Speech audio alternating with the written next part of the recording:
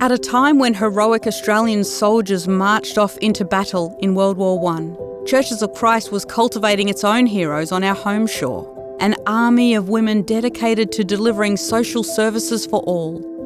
Unlike the war heroes praised for their physical strength, our homebound heroes' strength laid in love and mercy, led by the way of Jesus.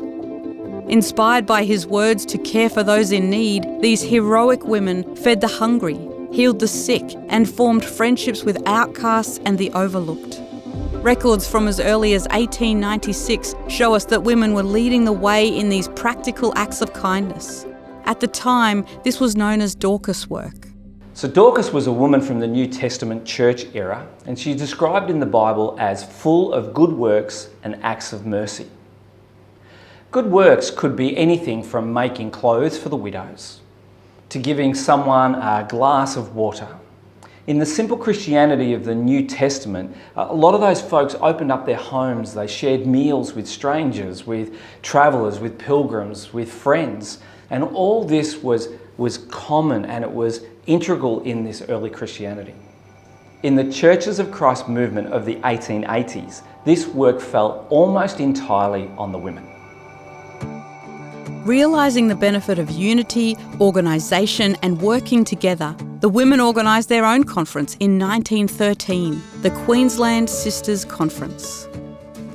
The conference records detailing their compassionate work shows social services had begun at Churches of Christ well before our official social services department was established. During a time marked by the ravages of the Spanish flu, a terrible drought in Queensland, and the steep economic decline leading up to the Great Depression, this formidable group of women stood strong, and the numbers continued to grow. And in 1931, we saw the first female minister in Queensland, Maud Callanan. A courageous and countercultural step at the time, the acceptance of Violet as a minister of Hawthorne Church showed the women were seen as equals in the church. Gordon Jones writes of her time there, saying, "She served the church as a pastor, builder, and probably rescuer of the church from oblivion during the Depression."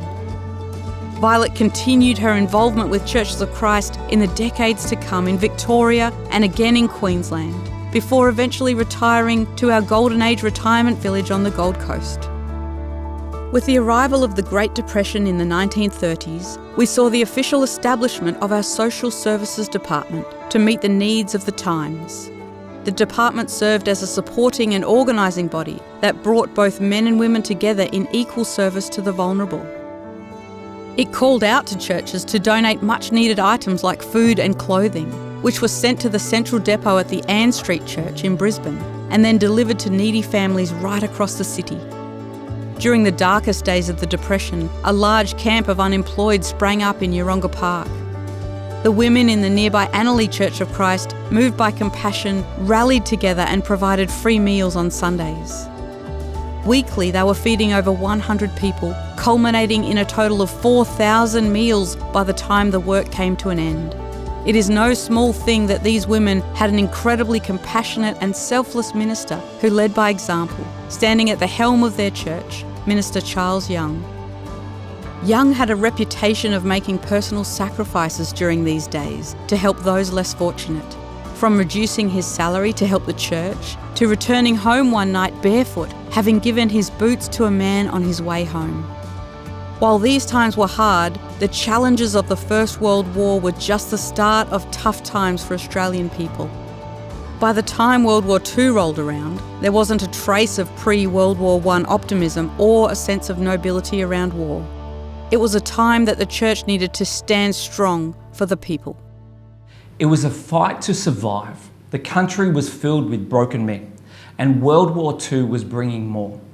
And as the church work began amongst the people, they shared the message of Jesus, and their words were like seeds being planted. You see, those seeds bloomed in the years to come. Women played a significant role in planting those seeds. Look at Dorothy Potter during this time. From 1948 through to 1957, she served in various top leadership roles, from the local level at Ann Street Churches of Christ through to the state and federal levels as president of the women's conferences. Add to the stories of Violet Callanan and Dorothy Potter, women like Diane Feeney, Hazel Morris, Jan Christensen, Beryl Wiltshire, Jean Milligan and Diane Feldman. We see that women served in every corner of society, in prisons, in hospitals, in housing, in Indigenous communities, in committees and in conferences. They were teachers, counsellors, musicians, carers, mothers, wives and leaders. Today, women in our church continue to show compassion, strength and faith, and are now represented across every level of service in the church. Our honourable women and their heroic work caring for the vulnerable is key to why our church stands strong now and will into the future.